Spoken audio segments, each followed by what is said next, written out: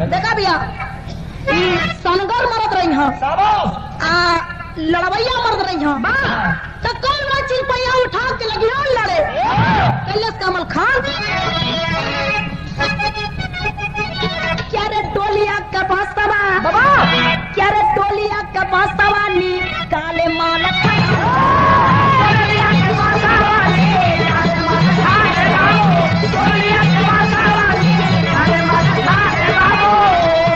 टोली में बैठ के गल रहा वही टोली का बांस निकलले बा कैले बा का अरे ताना ताना मारे लामा चावे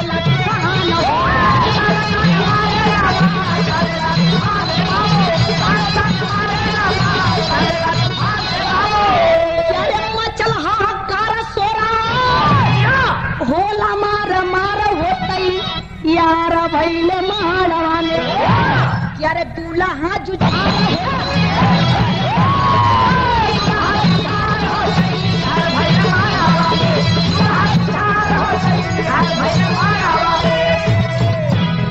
भैया तर से लगलन मारे और घराती लोग जब मारे लगलन तो पांच से का चीज टूट फाट के उधर फेंका गयल मलखान बेचारा खाली हाथे हो गयल खाली हाथे हो गल भैया वो करे का देखा यहाँ टेरी का भाव लग गई बा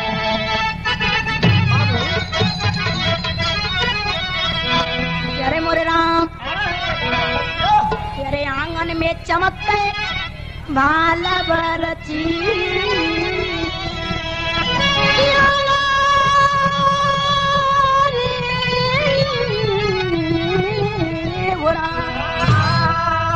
यार सन का तीर तूफानी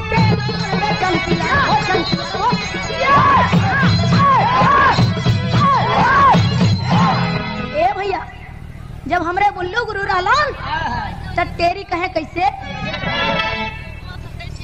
यारे आंगन में चमके भाला बरची यारे सन के तीर तूफानी तेरे रण में चमके आंगन में चमके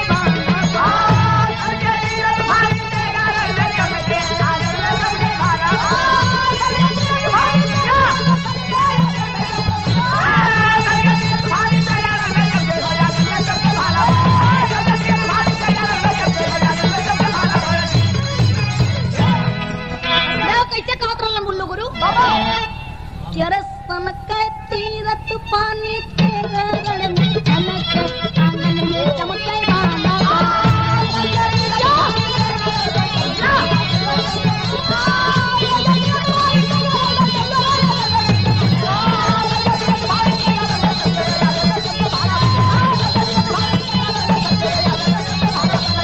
हमारा बुल्लू गुरु टेरी कह ले तो कहे कैसे अरे जिया मत ना तू हमारी गुजरिया अरे अब वही तक गोरी तोरी खातिर उमरिया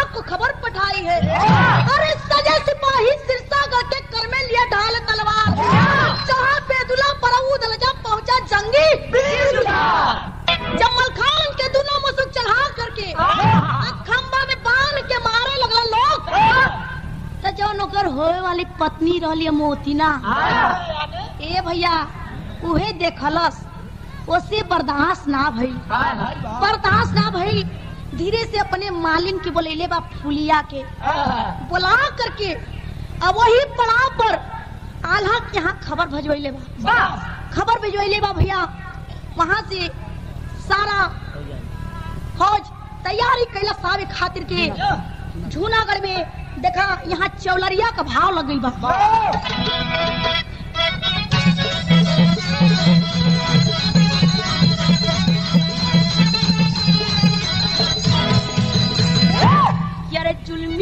जंगा में जंगी बादल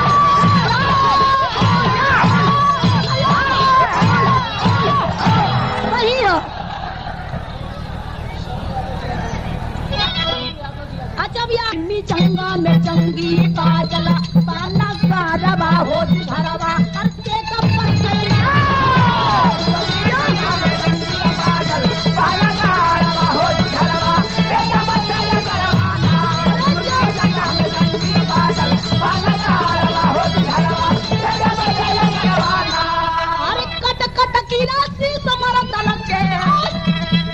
घेरी लगल लाहत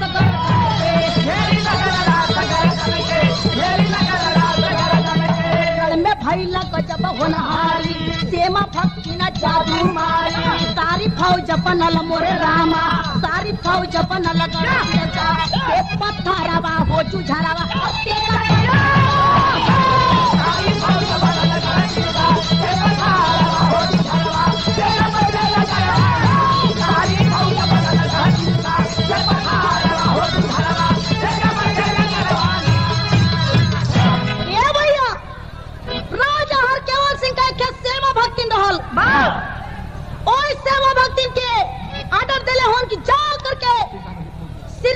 फौज की जादू चला दो जा करके सीमा भक्ति जादू चला दे ले बा भैया सारा सिरसागर के फौज पत्थर बन गई।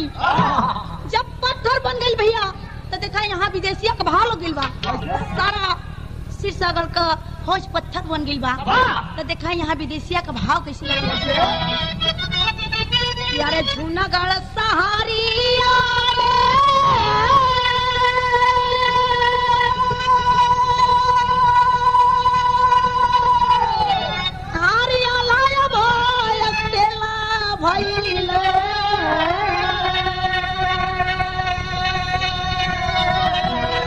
भापुर मुहाबाले दियाले खबरिया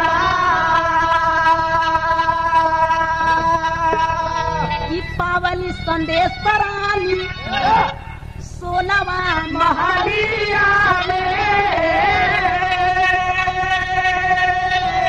चारहिया में कलसा होला बरसे राजरिया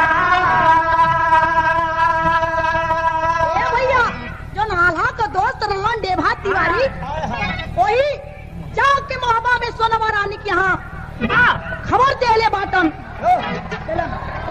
सोनवा रानी के यहाँ खबर दे ले बाटन भैया सोनवा रानी कैले बका अच्छा भैया पंधारी जी की तरफ से 10 रुपया मिलल बार बार प्रणाम सो सो नमस्कार बा जाग के मोहब्बा में सोनवा रानी के खबर देलन भाई बका कि भोरवे में जाग के माई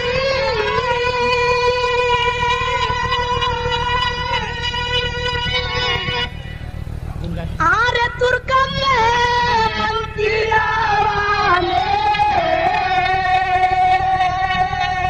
यारे मांगे पारताना बीरा इंदाला पूजारिया भैया आल्हा का लड़का इंदाल भोर ही में जा करके माई दुर्गा के मंदिर में खड़ा होकर के आराधना कर रहा बा कि हे माई उधर हमार चच्चा बनहाल बटन उधर हमार बाबूजी फसल बटन और तोर हम जिंदगी भर पूजा कैले है आज चल के तो हमार बाह पूजा दा कलन का कि अरे पहिया पूजाई बा माई मैहर की मैयारिया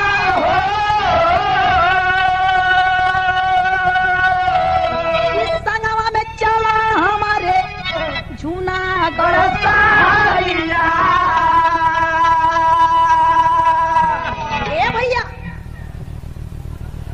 दुर्गा माई इंदल के साथ देहले बाटी देखा यहाँ भाव बदल गई बाप यहाँ पापट के भाव लग गई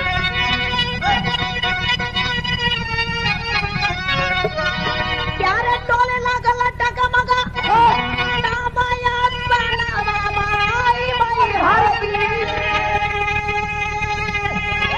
यार टोले लगल टगमगा तमाया तनावा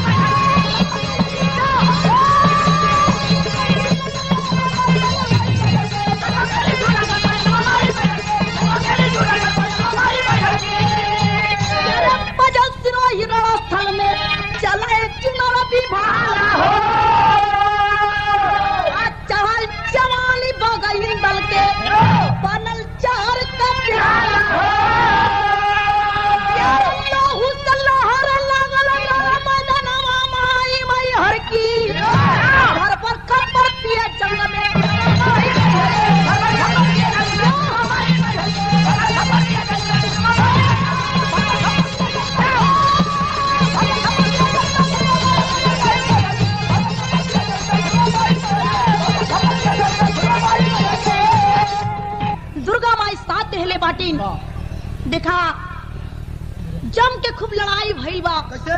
यहाँ बसवरिया आल्हा का भाव लग गइल बा।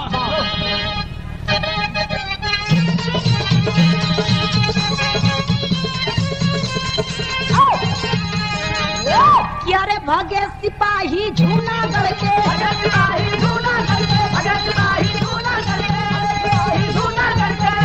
अरे अपनी अपनी जान बचा राजा हुकुम दिले से,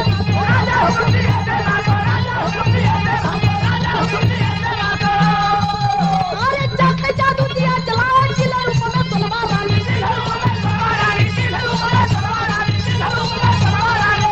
अरे पहले से पहुंची दिया जब लड़ाई भैया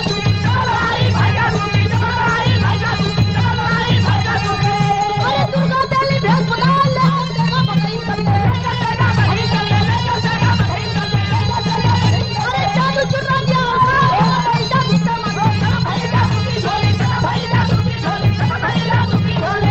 दुर्गा माई कालीन क्या इससे लड़ाई खत्म ना होई? इससे माँ भक्तिन बड़ा कर्कश जादू मर ले बा। हम बतावत है कि लड़ाई कैसे खत्म होई।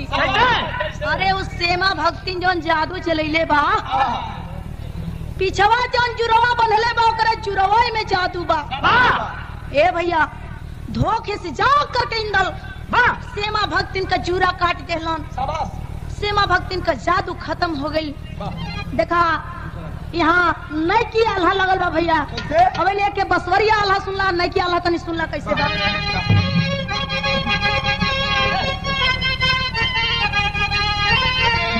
यार दहिने जोगनिया जकरो और पाए पाचर भैया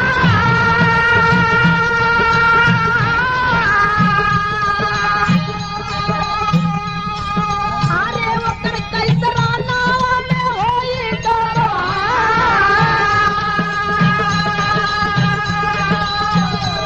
अरे हमारी जुआवे बीचे अंधत भवनी आए भैया अरे सीता का फौजिया भैया बीचे आइया ए भैया दुर्गा माई अंबर से अमृत चुआवे लगलीन।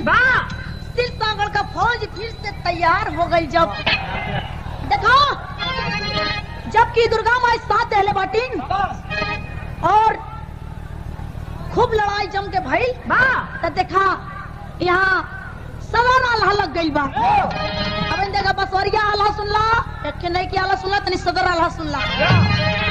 अरे खटक खटक के दवा बच्चे हो जबला अरे पीड़ा कलर रनवा में पीड़ा बाजुदा अरे राजा हरक के वसी चला में तबा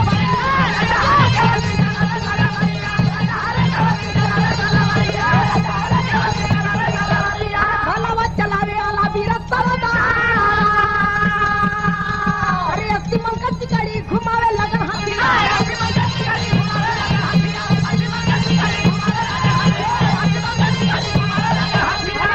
फतला राजा हो गई लड़ाई।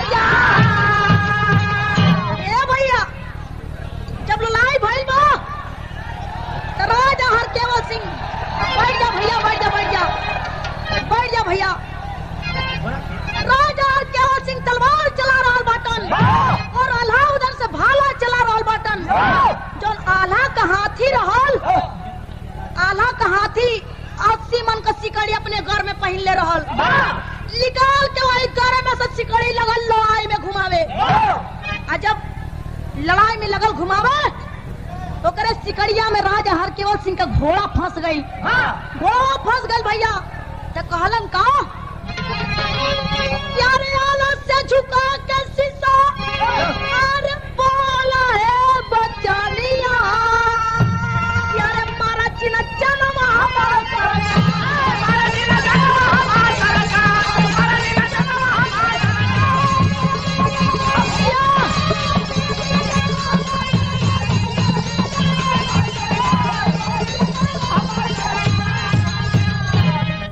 कि हे सरकार हमार जान मत मारा सरकार। हे सरकार जवान तू का बात तवाने हम करब। कालन बा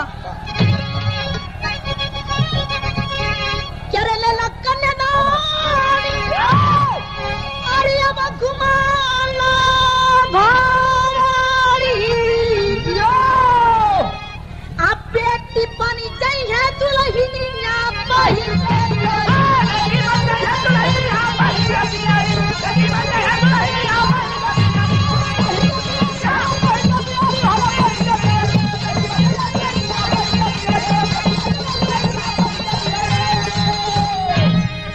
कालन राजा हर केवल सिंह के सरकार हमरे गलती के माफ कर दा सरकार। कलन आला की है कमाओ पहले कैले होता तई दुनिया के बवाल न बढ़ा। अरे तो है न काला की जौन लड़वैया मरद हमें लड़ाई में हराई वही हमरे बिटिया के मांगी में सिंदूर डाली। देखा भैया कालन का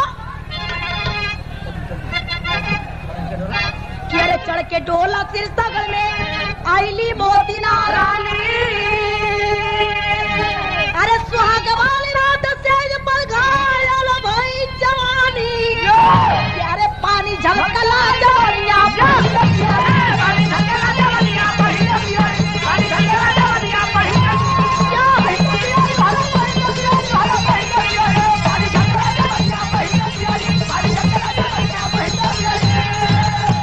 अरे गुरुपत्तु गुरु 6 बरे कवि सुखनंदन की उपदेश अरे कातिल नाग बुल्लू भेजा जन्नत से सलेत हो आंगन में चमकते भाला अरे आंगन में चमकते भाला अरे कविता अलंकृत कदमी जैसा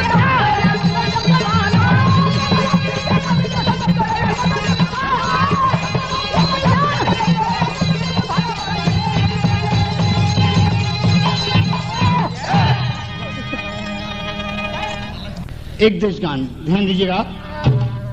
आज पूरे महाराष्ट्र में ही नहीं पूरे देश में जगह जगह पे देखो तो तिरंगा लहरा रहा है।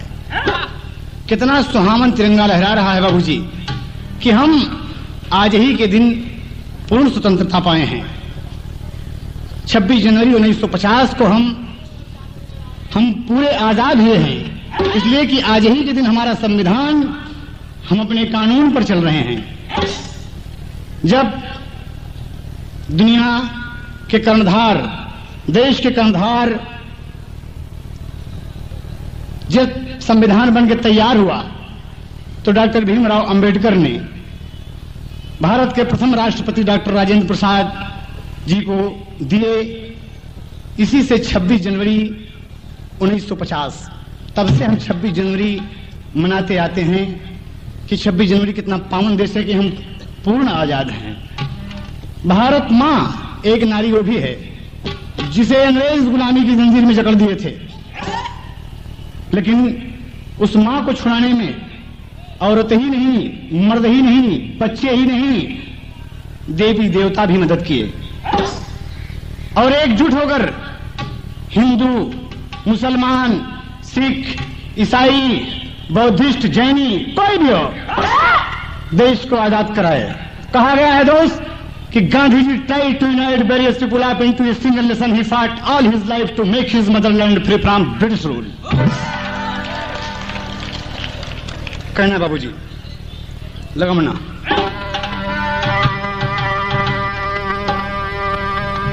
आजादी के मत वालों ने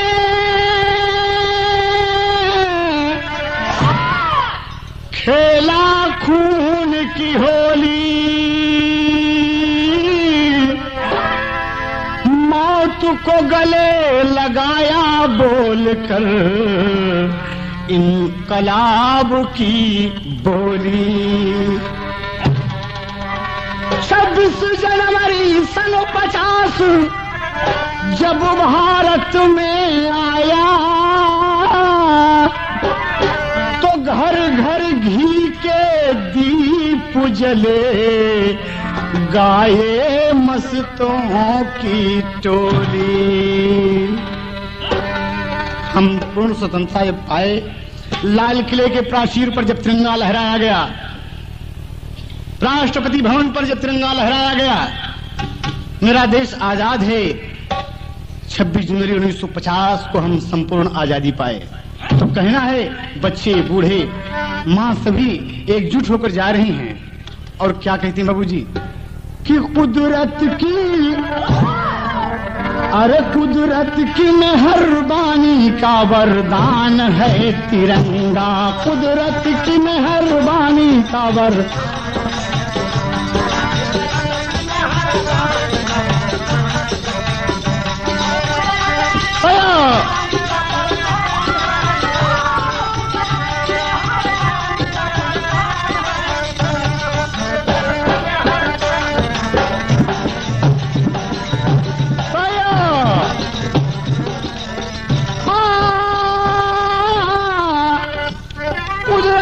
मेहरबानी का वरदान है तिरंगा,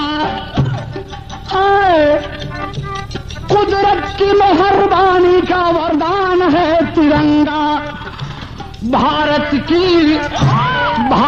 की आन बान का पहचान है तिरंगा, भारत की आन बान का पहचान है तिरंगा।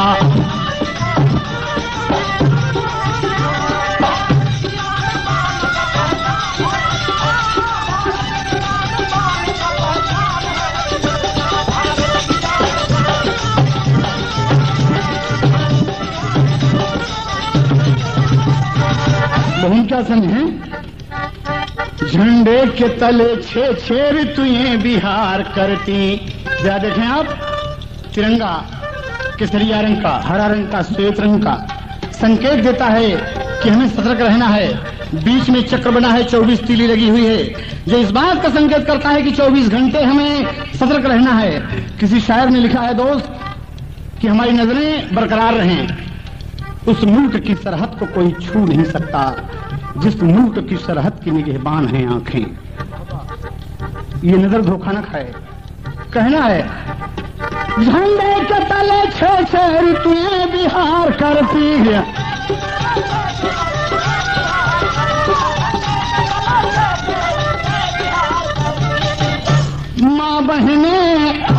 माँ बहने नन्हे मुन्नों का मुस्कान है तिरंगा, माँ बहने नन्हे मुन्नों का मुस्कान है तिरंगा।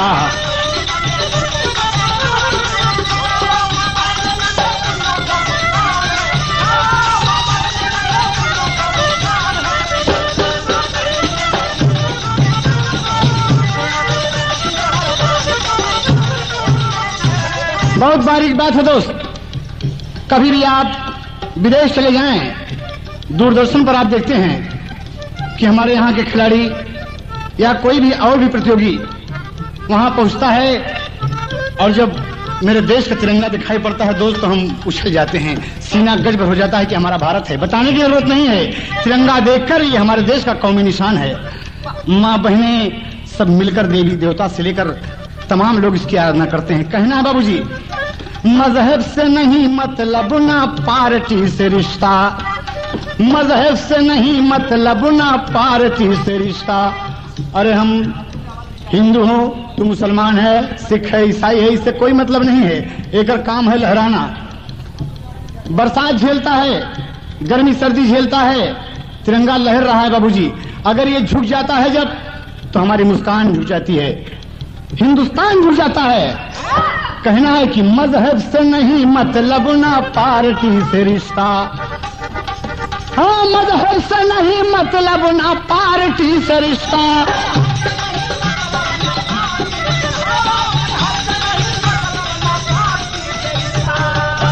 हिंदू ईसाई, अरे हिंदू ईसाई सिख मुसलमान है तिरंगा, हिंदू ईसाई सिख मुसलमान।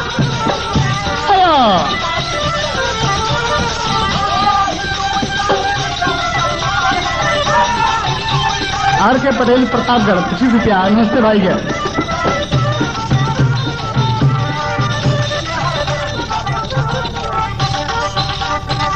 कौनो जात नहीं है, ईश्वर ने केवल इंसान बनाया है। इंसान की दो जाति हैं, औरत और मर्द। दोनों का सहयोग जुड़ता है। ये देश रूपी गाड़ी के दो पहिए हैं। कहना है बाबूजी स्वामी इलेक्ट्रॉनिक्स की तरफ से सप्रेम भेंट 100 रुपये ही बात पर। बहुत भैया का नमस्ते हो। और कहना है,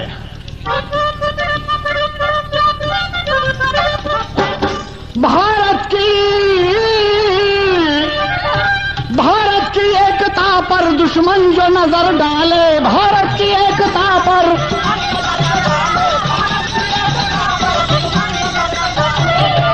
भारत की एकता पर, भारत की एकता पर दुश्मन जो नजर डाले। बिंदा बाजार आजमगढ़। नमस्ते भैया के। हाँ, धर्मेंद्र प्रतापगढ़ की तरफ से 30 रुपया। नमस्ते भैया के।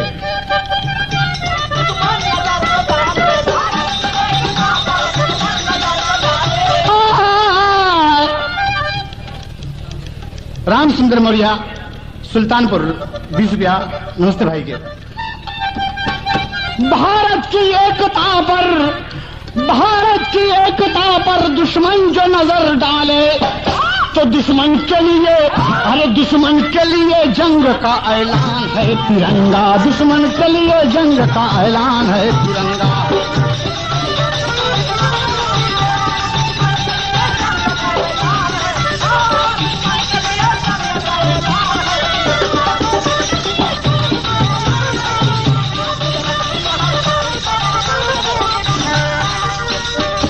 दुनिया के हर झंडे ने तिरंगे को सराहा है।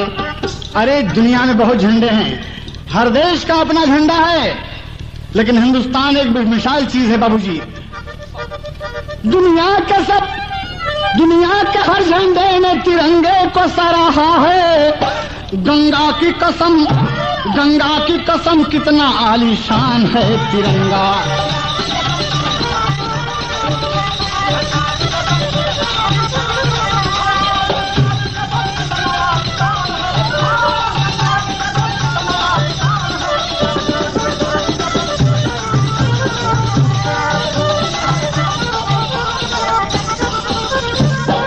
बुल्लुर जी देखें स्वर्ग से कि झंडा फहरता है।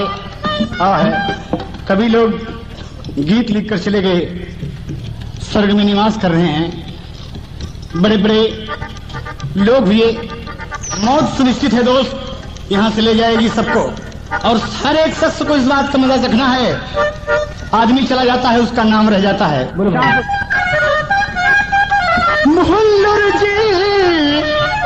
बुल्लुर जी देखे स्वर्ग से कि झंडा फहरता है,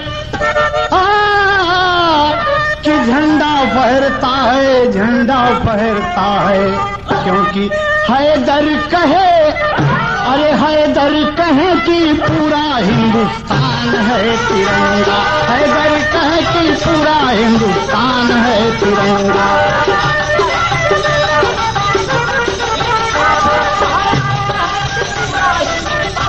कबीर भाई सिंगल दी 20 रुपया। बहुत बहुत सलाम भाई साहब।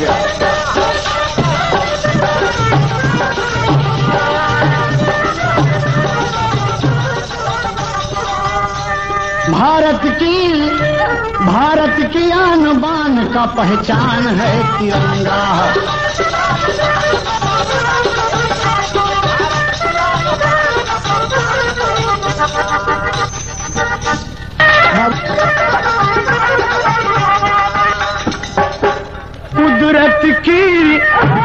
कुदरत की मेहरबानी का वरदान है तिरंगा।